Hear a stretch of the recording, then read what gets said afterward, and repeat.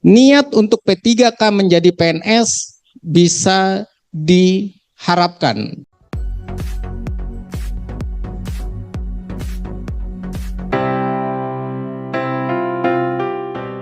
Akhir-akhir ini kita dihebohkan dengan isu keinginan P3K diangkat menjadi PNS. Banyak yang mendukung namun tidak sedikit yang mengecam karena dianggap P3K kufur nikmat. Semestinya pemerintah tuntaskan dulu non-ASN. Nah, berkaitan dengan ini kita akan simak pembahasan berkenaan dengan kemungkinan P3K menjadi PNS.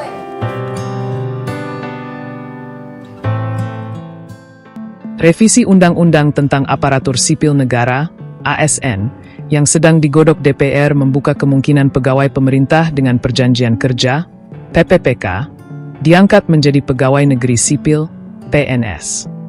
Anggota Badan Legislasi (Balek) DPR RI Reni Astuti mengatakan, bila secara kajian mendukung, peluang PPPK diangkat jadi PNS terbuka. Kalau memang secara kajian, baik secara yuridis, sosiologis, maupun kemampuan fiskal negara memungkinkan, bukan tidak mungkin PPPK secara bertahap bisa diangkat menjadi PNS. Kata Reni, dalam acara diskusi di Kompleks Parlemen, Jakarta, Selasa, 14 Oktober 2025, seperti dilansir kompas.com. Reni mengatakan, baik PNS maupun PPPK sama-sama merupakan bagian dari ASN yang memiliki kontribusi besar bagi pelayanan publik di berbagai sektor, seperti pendidikan dan kesehatan. Namun, kata dia, selama ini masih terdapat perbedaan hak keuangan dan kesejahteraan antara keduanya. Saya mendengar ada guru yang sudah lama mengabdi, dari honorer kemudian menjadi PPPK, tapi mendapatkan kebijakan kesejahteraan yang tidak sama. Misalnya, tunjangan kinerjanya tidak bisa 100%, kata Reni. Oleh karena itu, Reni menilai, penting agar pembahasan RUU ASN ke depan mempertimbangkan kesetaraan kesejahteraan antara PNS dan PPPK. Kalau pemerintah mampu, tentu kami akan mendorong agar PPPK bisa mendapatkan kesempatan yang sama, bahkan mungkin diangkat menjadi PNS secara bertahap, kata Reni. Walaupun tidak hadir, namun namanya bisa kita bau-baunya namanya mendukung ya untuk menunjang anggota P3K ini diangkat menjadi PNS. Apakah sudah se-urgent itu atau bagaimana? Mengingat undang-undang ini kan baru 2023.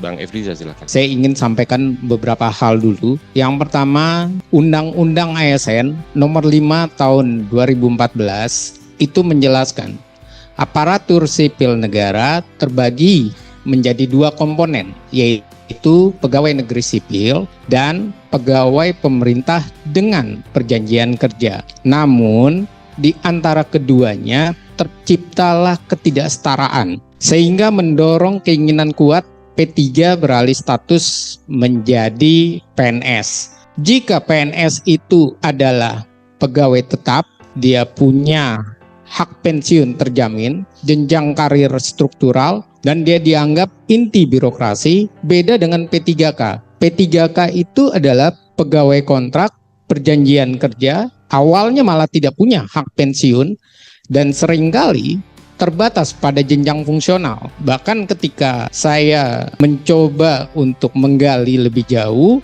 P3K itu juga dinyatakan dia tidak punya jenjang. Dia sifatnya itu flat, jadi dia tidak ada golongannya. Nah, ini adalah hal yang terjadi. Akhirnya P3K ini adalah ASN kelas 2. Dan inilah gambarannya. Dianggap sebagai status dan penghargaannya rendah dibandingkan PNS di lingkungan birokrasi. Malah sebelumnya selain P3 kita juga ada tenaga honorer. Nah, nanti ini terkait dengan bagaimana perubahan di tahun 2023.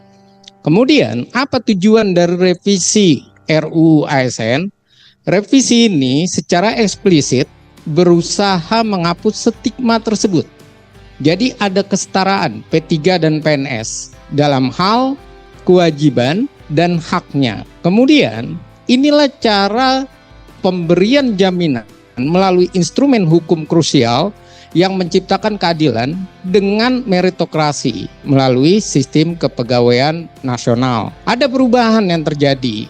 2014 sampai 2023 ada perubahan di antara dua undang-undang itu. Yang satu jaraknya 9 tahun dan 2023 ke 2025 itu artinya sekitar 2 tahun. Yang pertama jelas sudah dicabut.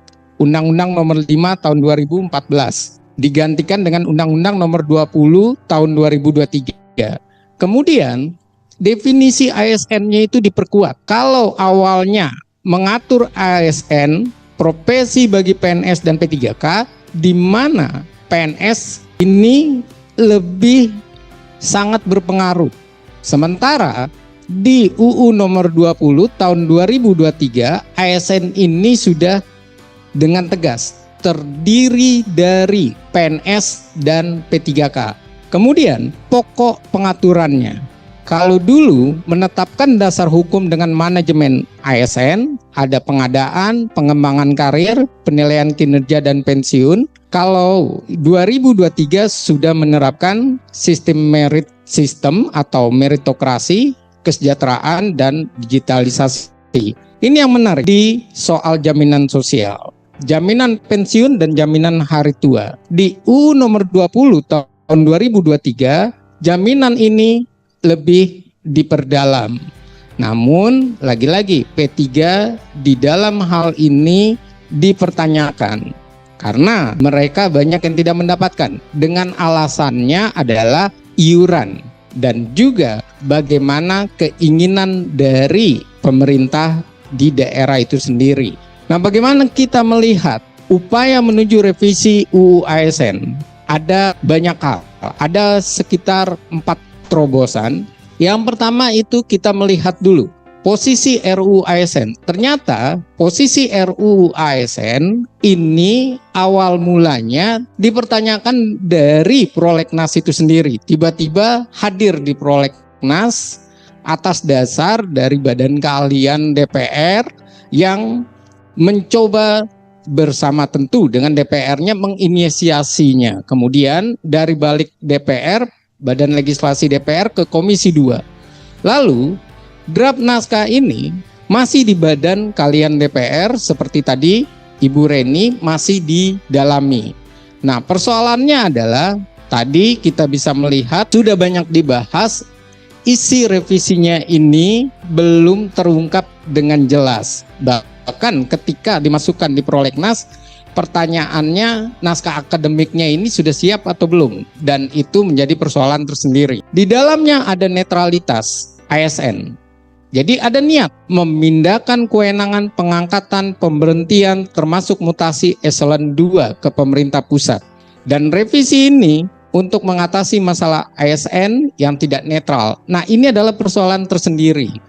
Persoalannya ini juga disampaikan oleh Wakil Ketua Komisi 2, ada argumentasi bahwa terjadi politisasi. Politisasi ini terjadi di pilkada.